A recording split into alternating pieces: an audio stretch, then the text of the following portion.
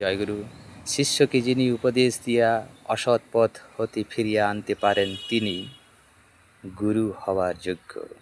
উপদেশ যেখানে নিষ্ফল সেখানে যিনি আদেশের বলে তাকে সৎপথে আনতে পারেন তিনি গুরু হওয়ার যোগ্য।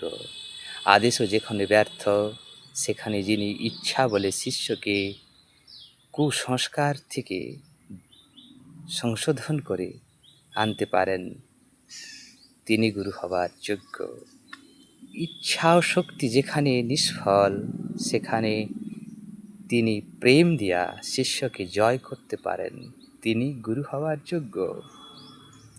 আর প্রেমও যেখানে নিষ্ফল সেখানে তিনি উপেক্ষা দিয়া শিষ্যকে সংশোধিত করতে পারেন তিনি গুরু হওয়ার যোগ্য। বিদ্রোহী শিষ্যের পদাঘাত যিনি ভৃগু পদচিহ্ন এর মতো বুকে ধরে রাখতে পারেন তিনি গুরু হওয়ার যোগ্য। মাথায় লাঠি ভাঙলেও যিনি অভিশপ্ত করেন না তিনি গুরু হওয়ার যোগ্য।